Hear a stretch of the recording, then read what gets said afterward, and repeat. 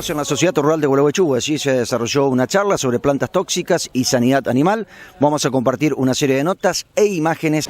Sociedad Rural Gualeguaychú y INTA Gualeguaychú se viene desarrollando un ciclo de charla. Esta es la tercera o cuarta charla desde el año pasado.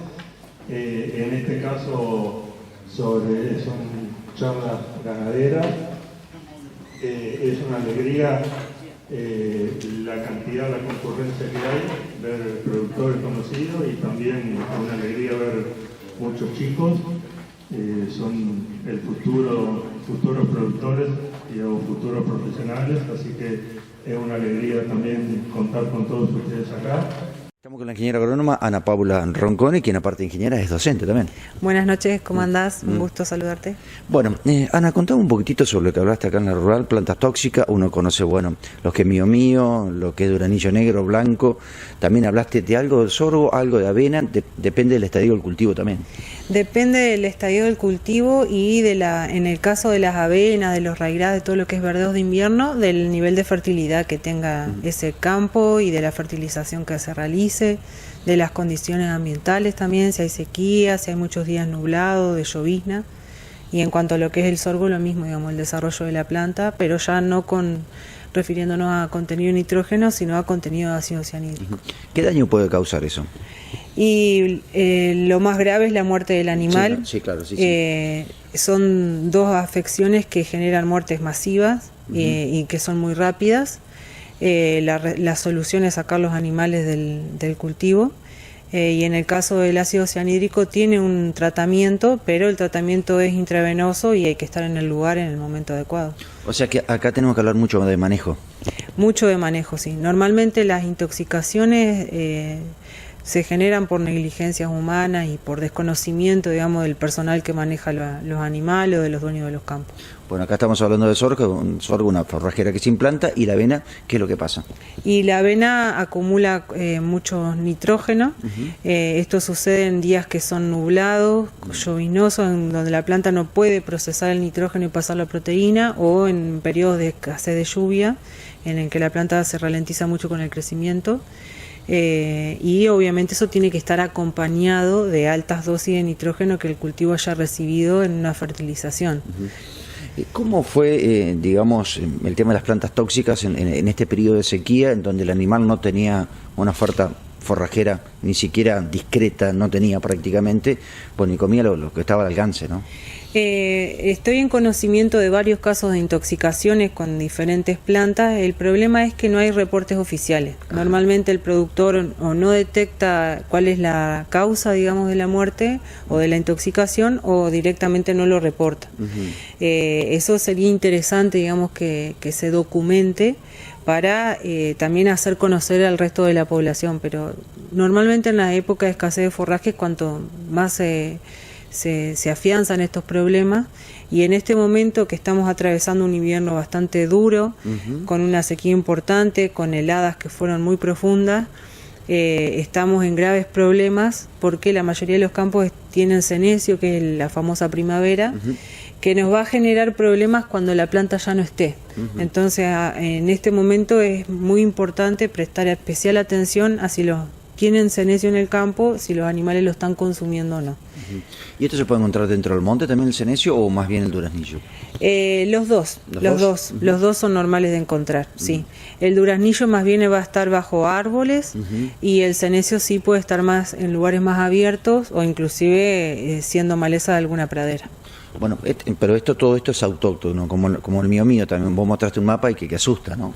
Sí, son todas especies nativas con las que nos tenemos que amigar. Hay un montón de normas que son profilácticas, que nos ayudan a evitar o por lo menos disminuir en la mayor medida el consumo de estas plantas. Así que es algo con lo que nos tenemos que amigar también. Por ahí te preguntó un productor qué pasa cuando bueno, hacen silo. Y bueno, por ahí cuando van cortando una pradera o algo, quedan algunas de digamos, de estas malezas.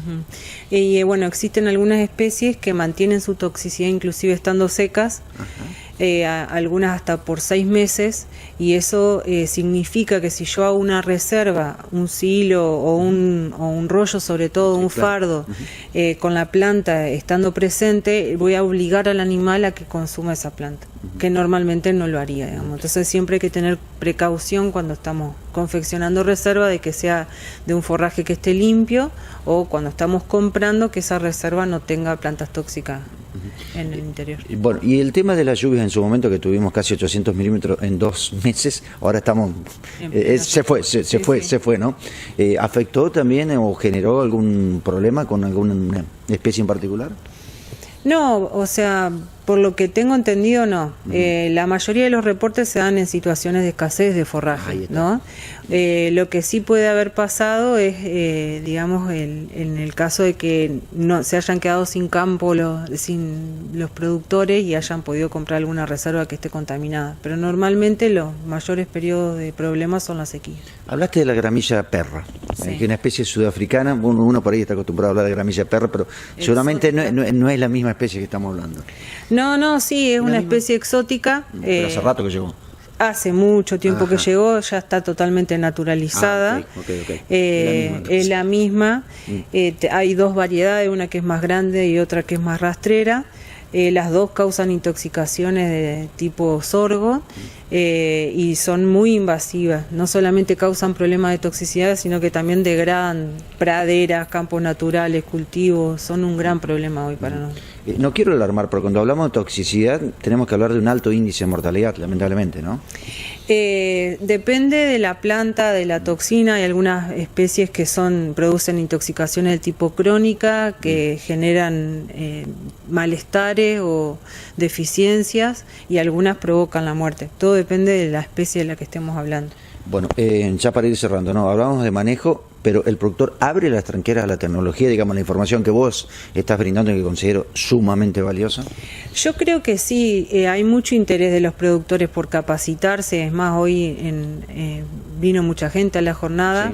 Sí. Sería deseable también que los profesionales nos acerquemos replicando mayor cantidad de jornadas, ¿no? Que los que estamos en instituciones que desarrollamos investigación y docencia también nos volquemos hacia la sociedad, contándoles, porque hay una gran necesidad de conocimiento. Creo que el desafío está de ambos lados. Totalmente. ¿Estás haciendo un doctorado? Estoy haciendo un doctorado, sí. Última cosa que hago para estudiar, pero sí. ¿Sobre? Estoy trabajando con ñandúay. Estudiando poblaciones de ñandúay que podrían estar en peligro de extinción por el cambio climático. Por el cambio climático. Exacto. El cambio climático no se puede negar, ¿no? No se puede negar. No vamos a discutir la causa porque no es certera en realidad. Sí. O sea, hay varias teorías, pero lo que yo estoy haciendo es plantear 2 escenarios a futuro, uno un poquito mejor que el otro, y con eso ver cómo modificaría eso el ambiente de la especie y qué poblaciones, digamos, estarían en peligro de desaparecer, y con eso poder hacer un diseño de colecta para conservar. La última pregunta ahora sí, ¿qué es más peligroso, el estrés calórico o la ola polar que tuvimos? Porque el estrés calórico, uno tiene sus años, ¿no? A ver, teníamos 2 o 3 días de calor extremo al año, pero ahora se han alargado, son 10, son 12, y la ola polar pasó lo mismo. Digo para las plantas, porque son seres vivos. Mira, justamente hay una persona que está estudiando el efecto que tuvo el estrés calórico acompañado de tantos años de sequía, porque ya vamos por el 4º año de sequía, que ha afectado poblaciones de ñandúay, y se notan hoy rodales que de repente se secaron y no se sabe por qué. Probablemente está asociado, digamos, a ese estrés calórico. Normalmente en el invierno el árbol está detenido, en reposo, y no lo afecta tanto. Ingeniera, gracias. En poco tiempo lo vamos a tener que decir, doctor. Así que, bueno, felicitaciones y gracias por este aporte que la verdad fue muy valioso. Uno es criado en el campo, pero bueno, algunas especies por ahí no las conocíamos. Bueno, muchísimas gracias por la oportunidad.